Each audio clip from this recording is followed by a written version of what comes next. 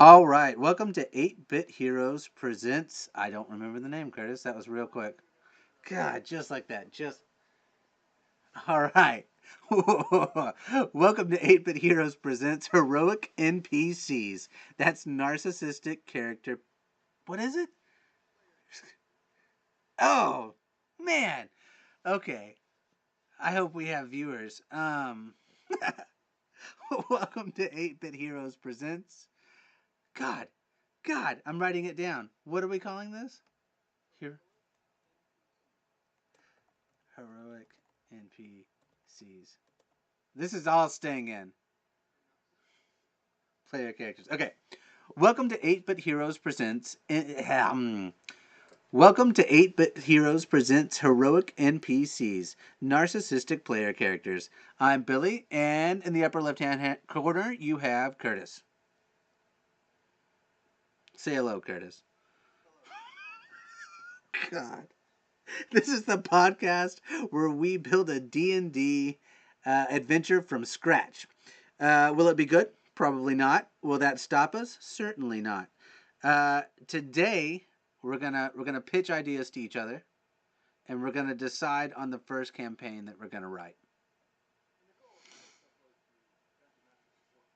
Right. So after we get this monstrosity done, you can go on there, buy it, and play it at home, just like the cool kids do. You can download it. Uh, we'll pay you to download it. Um, okay, so first off, let's talk about D&D. I think you love the game.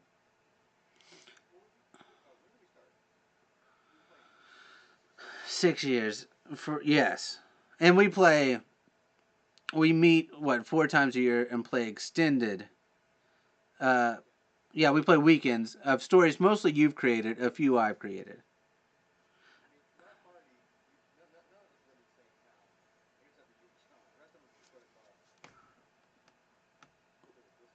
Right, right, right. Uh, so for sure that makes things difficult. But and those long stretches. But we've learned some things as we've done this about how to write these stories and what works and what doesn't. And what's frustrating about writing for D&D is your friends. You just see what assholes they are, and they just destroy anything you try to do. Oh yeah, if we could get rid of the players, it would be a much better game. Which is why we're heroic NPCs. The players are our least favorite thing, without a doubt.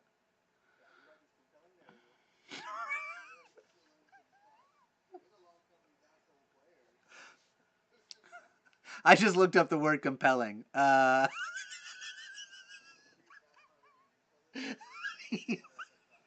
Nope. It was appropriate. Uh, so, okay, so when I wrote stuff, I uh, would get yeah, yeah, that's what we played a book, which was nice. It was nice to have the book. I preferred the book, but our friends would quickly, oh God, just break everything.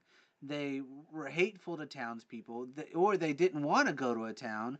And you'd say things like, "Who do you want to talk to?" "Oh, I'd like to talk to the guy standing by the trash can." Like, why would you want to talk to him? That's all right. He says nothing, and I don't. Sometimes that's what frustrates me too, is getting people to go and the way you want them to.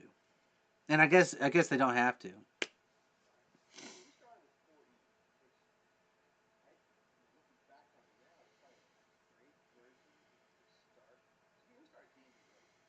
Mm.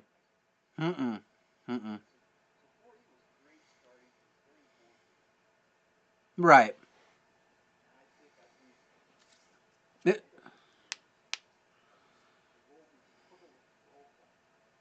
yeah, but Yeah, yeah, yeah. Like how do you? Yeah, and I'm a bad person because I sit there and I'm like, well, why don't you go talk to the sheriff, but or someone, just someone useful, a bar owner, and then it always turns into a fight breaks out at the bar, and it's like, well, why did this happen? You know what I mean?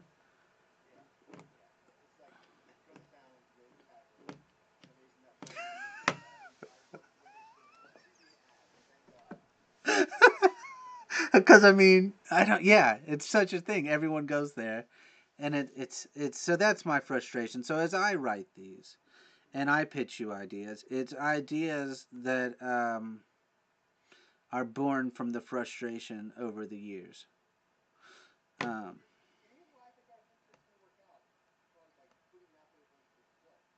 mm.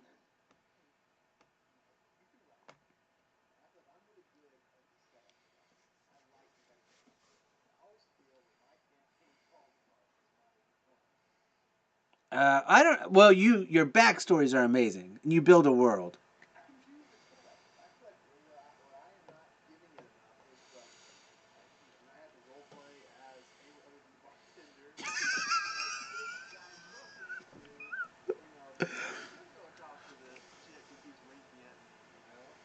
Oh yeah, I think it's because we're a little stupid too, though. That's part of the problem. Like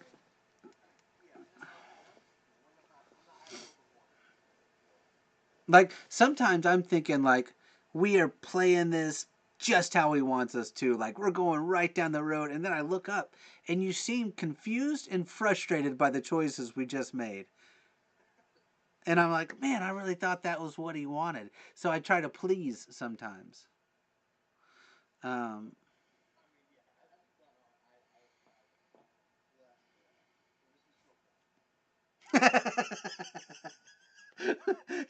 you just show up with a pad of paper and a dice.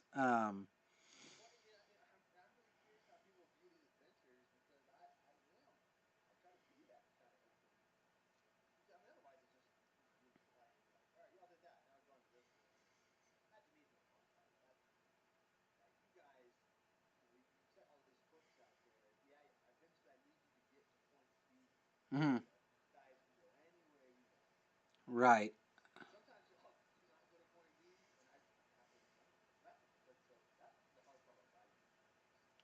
Yeah, and I think yeah, yeah, how to contain characters will be interesting as we move forward on this. Because what we're gonna do is we're gonna write these, we're gonna create these, and then for our final podcast of each campaign, we're gonna play it. We're gonna make people play it with the two of us being DMs, and we'll see how frustrated we get, and if it works at all.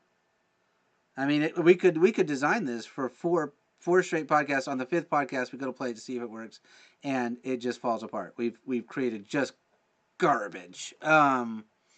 So that'll be interesting to see, and very possible, very possible. Um,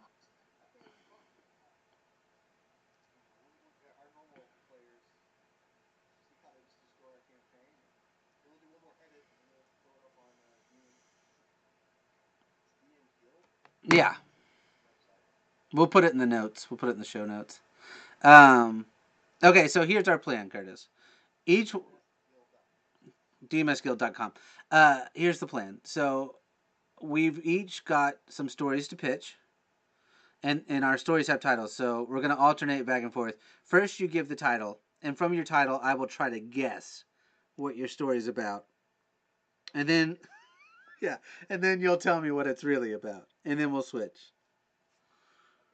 Okay.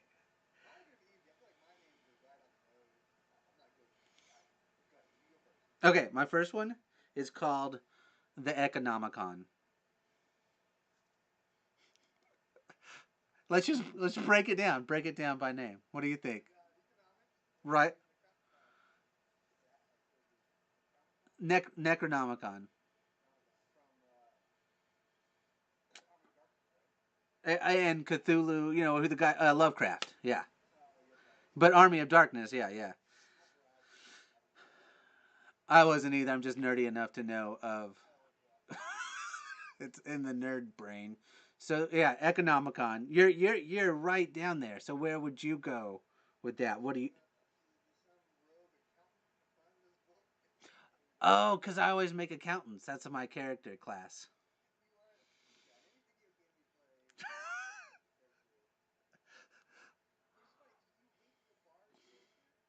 Oh, oh. I just don't get a.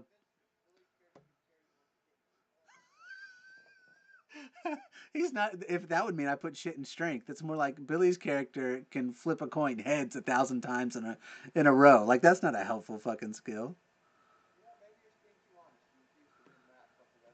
Oh, that's bullshit. Yeah, I believe I. It's because I base it on myself. I wouldn't be at all useful. Okay, so let me break the Economicon down for you. Here's my pitch, Curtis. And this comes from the fact that whenever we play, you guys just show up with whatever random gear you've seen in the book that you thought either sounded cool or overpowered you too much to play the game.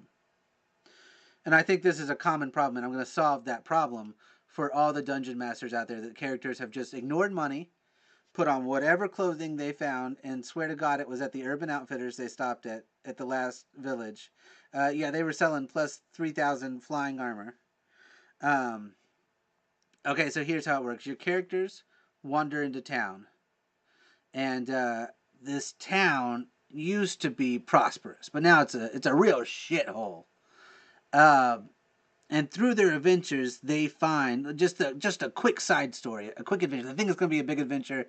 They go after a dragon, right? That this town has just been ravaged over the millennia by a dragon. They go to fight this dragon, and when they get there, they think they're gonna find, because the game's name, I don't know if you know this, is Dungeons and Dragons. So that they go to, and the dragon is just a real, is nothing to him. He's skinny, he's shitty. I mean, they beat him no problem. And what they find is the Economicon right there. And what this, yeah, that's weird, right? Because dragons eat treasure. So you open the Economicon. When you do, just gold coins spill out of this book. Just gold. As much as you want. It just spills out. And I mean, at first, I bet your stupid players will be like, let's carry this gold that just spilt out back. And you're like, no, you're stupid. You've got the book. Just walk back with the book. It's less heavy than gold. So they go back and they start buying shit, right? You buy shit and you buy shit. I mean, this town, it oddly has all that crap they love to buy so much. And they buy, well, eventually the shops in town close down. No one needs money anymore. You've just been spending gold like it's no big deal. You pay whatever anyone asks. You don't haggle. Gold is being used to prop up indoors. People are building houses out of your gold coins. You're, oh, okay, okay. No. This no. If you think we're going somewhere that's not working, let's break it down real quick. This is a gut check.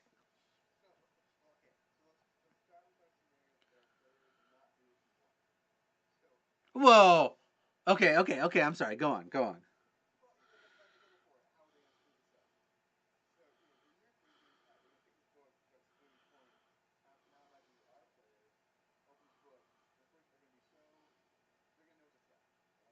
Why? No, they've just looked into it. And here's how I would lie to you. I'd say, guys, we ignore money. And it doesn't bother me because I'm a cool DM. It's never bothered me. I didn't just buy this because this bothers me. That's not why I made this story.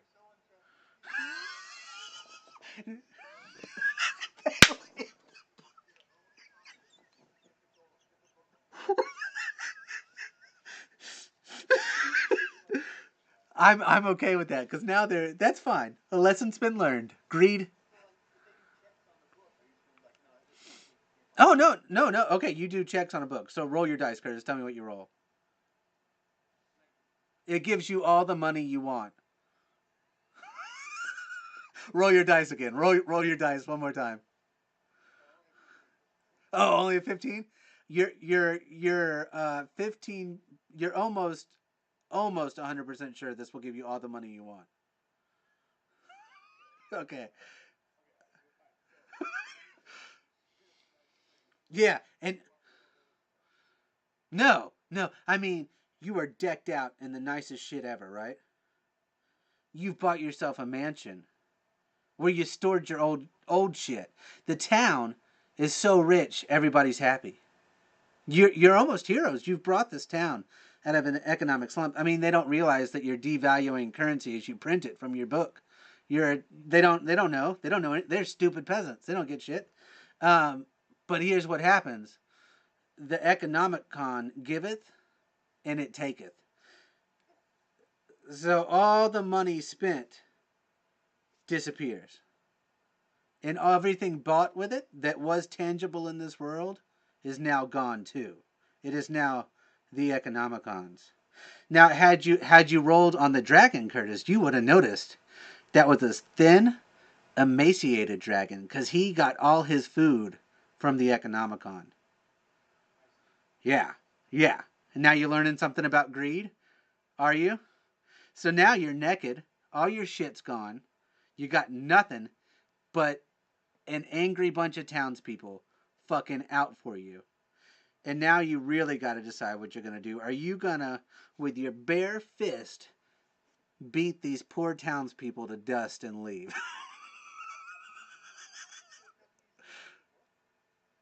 Oh, once it has taketh? Who wants it? I guess. Who would you give it to? Give it to someone. Let's play this out.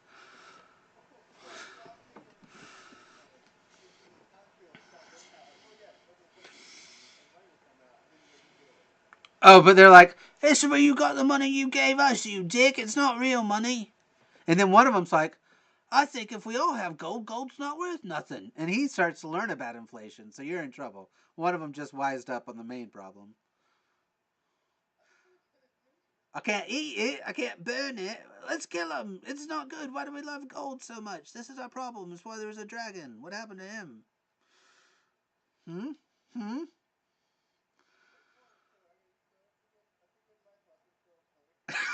and and since your players have been fucking buying shit for years, that's ruined it and made it so hard for you to write a campaign worth shit. Because they've got everything. That's all gone now because it was in their fancy mansion or it was in their bag of holding they bought. They look right back to zero. You got no money. You got no shit. I hope you're all happy for being dicks to me over the years.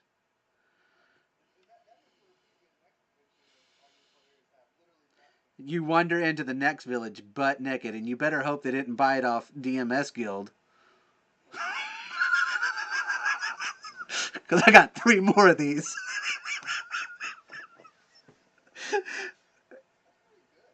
So that's the Economicon.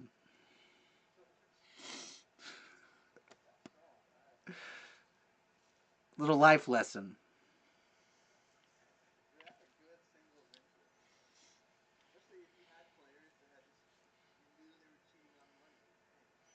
Now there are some downfalls. For instance, I don't know that there was one fight I described in there that was worth a shit.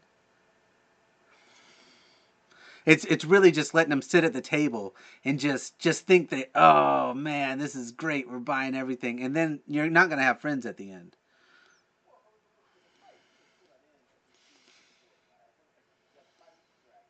Yeah.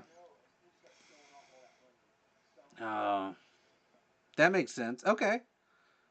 Oh, and that gives some enemies to really come after you. Like if someone steals it from you and then it's disappearing.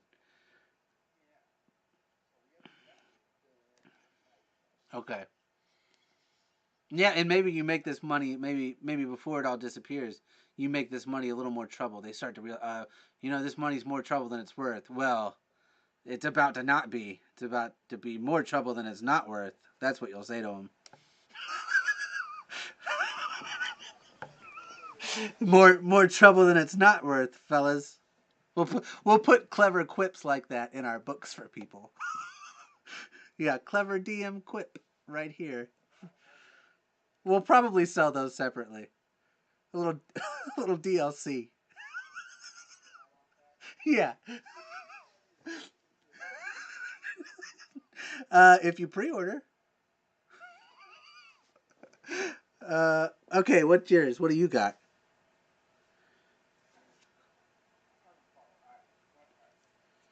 I'm gonna now. Now, don't fuck this up.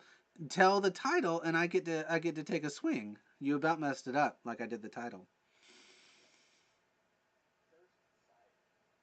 Oh, cursed sires. It's about sires. I don't know what a sire is. I'm gonna be honest. Oh, the business. I'm with you. You sire things. Cursed sires. So your parents are cursed. Am I on to something? Okay. What's their curse? Ooh, ooh. Am I their curse? Oh, damn. Oh, am I? Okay. I don't know. I almost had it. Okay.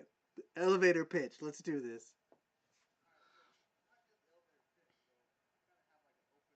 It's a 300-story ride. Don't worry. It's a long elevator ride. So you got plenty of time.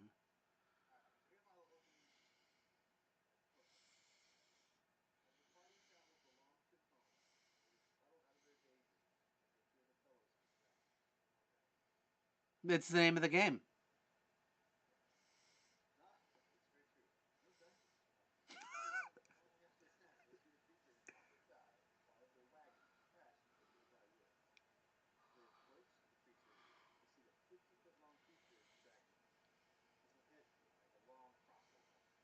That's a real long crossbow bolt.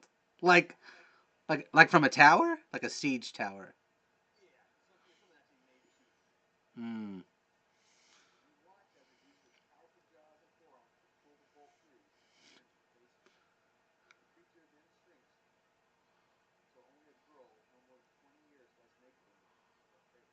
You're giving everyone what they want right here.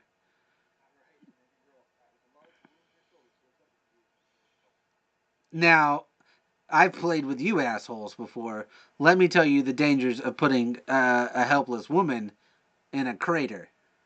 You're, you're, you're terrible people. We won't go into details. Yeah, yeah. Um, ugh. This is why girls don't play these games. Yeah. Um, that's a good hook, because she's a dragon lady. Well, do you think she had it coming? Because I'd be like, ooh, dragons are bad. Okay, wait. Let me throw a wrench. Stab her right in the eyeball. Oh.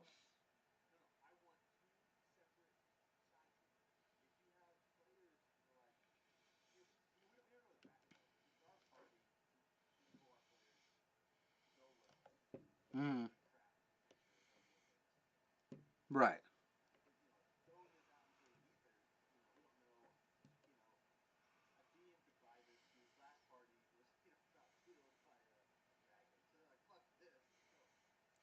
But that's racist. Oh, Curtis. Man, that's been said a lot by a lot of things about a lot of things. But all right, okay. So, okay, so what happens? I stab her in the eyeball.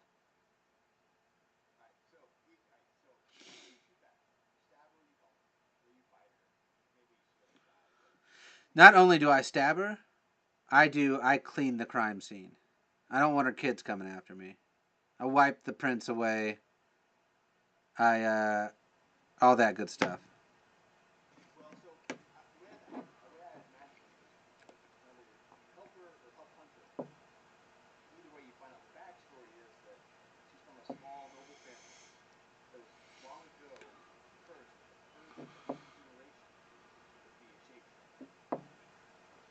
Okay. Wait, why is that a curse though? That's a superpower.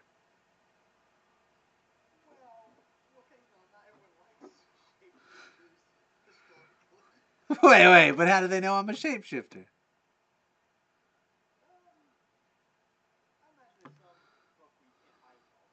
Okay, that's fair.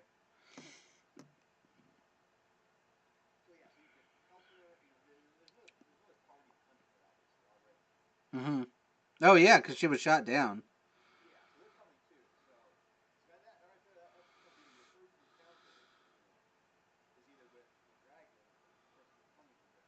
So if I fight this dragon first off, do I win on the first thing, or am I gonna have to like what continues this on, or is it just a dragon fight?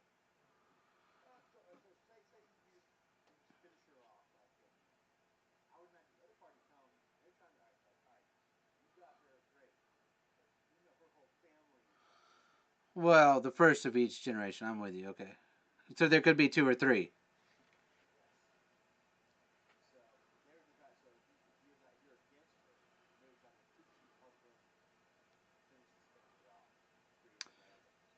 So let's talk about this part of D&D. This is the other part that sometimes confuses me because these people always come up and they're like, "Yeah, you thanks for killing her.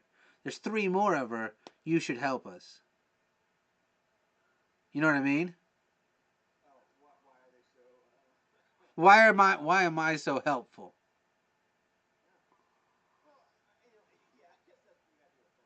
Like, well, this was not my business. Well, yeah, I mean, there's always a little money involved, Curtis.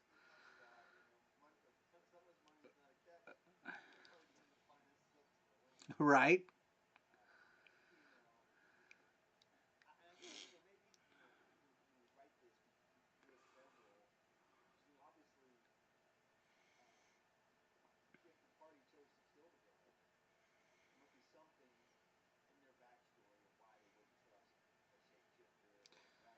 Or they're just jerks.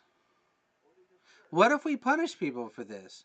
What if your dragon crash, I stab her in the eye, and you're like, all right, continue on. And then you say, 400 feet to your right this time, you see a dragon fall from the sky. What do you do? I stab her in the eye. All right, continue on. And we just go until they get it right.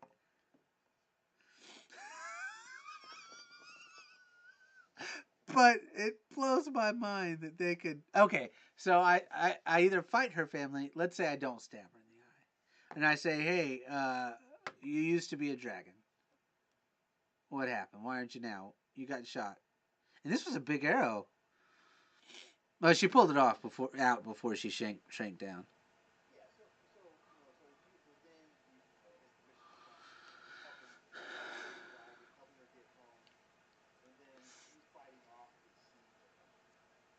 Hmm. You know, this family sees it as a curse. I see it as that's a good power if you're a fighting Dungeons and Dragons or Dragons and Dungeons.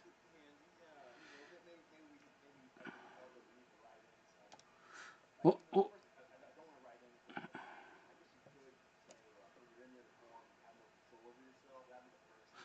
well, what if we said though, instead of you come with us and help us, we'll give you money? Like if you help me, I can teach you guys how to do this. Or if you help us, we're gonna steal this family's power. Like it's not doing it for money, you're doing it for the ability. That could be fun. Cause it, yeah, and not only that, we'll give you a sweet ass tutorial on creative ways to use this power as you fight your way through this campaign.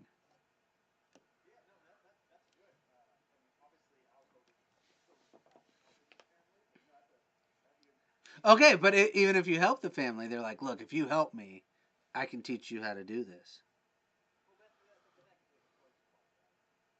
Well, I think it's a curse to this family. They don't dungeon and or dragon, but we do. They just want to be normal people. That's why it's a curse to them, right?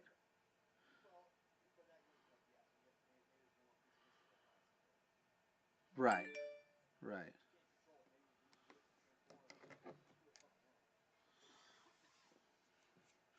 Would your players still want that, or does that just the curse for their family? For your player, you just become a shapeshifter.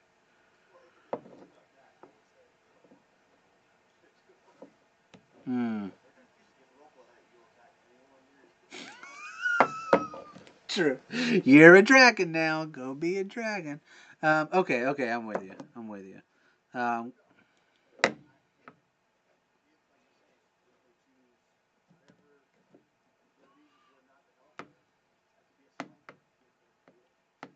Okay. Okay. That's good. That's a fun one. Okay. So we got two solid ones on the board, and now I'm gonna pitch you one. It's called "No Problems Here."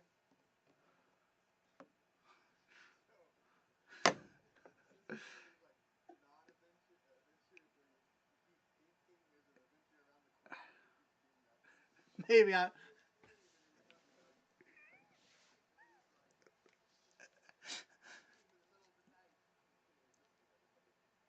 Yeah.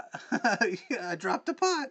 Uh, right. Okay. So maybe I'm not as clever as I think, but let me paint you the first scene. So you roll into town, and there's a guy standing beside a trash can. Who your players are obviously going to want to talk to Trash Can Man. They just Trash Can Man. And let me give you a DM secret. It doesn't matter who they talk to. It doesn't matter. Just it's okay because I'm going to set you up on a path to win. So they go to Trash Can Man and they say, "Hey, we're wandering around. Are there any problems here?" And he's like, "Oh, you know what? I don't think there's any problems here." And they're like, "Are you sure? Because that seems weird. There's always a problem." He's like, "Oh, now that you say it, I think that there were troubles down at the bar." So then we cut to the bar, and the waiter's like, hello, the special today is truffles. And he's like, "Oh, truffles, not troubles. That makes more sense." And it goes on like this. Bad puns and just nothing. Until inevitably, one of the jerks you play with is going to lose it. Just loses shit on someone, right? It's you don't know. It doesn't matter. Again, because idle hands are the devil plays with himself with them, and one of your guys is like fuck it, and he throws down somewhere, right, and he disappears just like that. He's gone. He's he gets ready to fight someone. He gets angry. You know, this annoying waiter keeps trying to push the truffles, and he just and he just vanishes right in front of your eyes, gone. And the waiter who was and he just keeps on waiting on you like it's no big deal. He's not surprised. So obviously there's something bad, and now you do have one pissed off player because he does not get to play anymore. He is. I don't know. I'm not concerned about that, Curtis. I'm just here with you guys. But he is gone. No, let me address that. So eventually you might figure out that if you cause trouble or problems, you disappear because there's no problems in this town. There's no problems here. You disappear. So eventually you do disappear to somewhere. It's one of the dungeons that this game, Dragons and Dungeons, is so famous for. Um, and now, but you are there with every shitty thing that's happened in this town. I mean,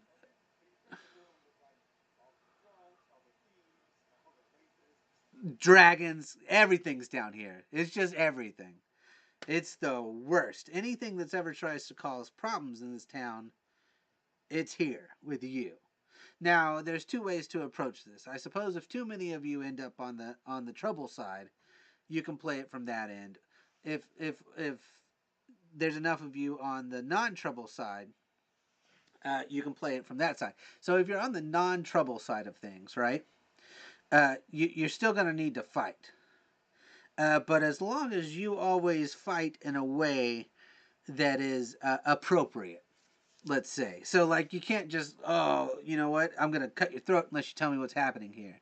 Like, you got to kind of use some skills to find out what's happening in this town. And then when you finally, subtlety. Yeah, like, let's be reasonable and talk this through with some people. Someone's going to explain it to you. They're not worried. That's fine. That's right. That's right. That's clever. I'll let that go. Um, and now if someone does like someone's obviously controlling this. I don't know how it happens yet because I haven't got that far. But if you fight them, you are allowed to draw your swords because they drew on you and didn't disappear. You can draw on them. You didn't cause the problem. If someone can bypass, but you can't use anything called vengeful or angry, or the strike can't ever be with malice. No, no. You can do maybe, I don't know, even a holy smite. That's crossing a line with the smite. If you just had a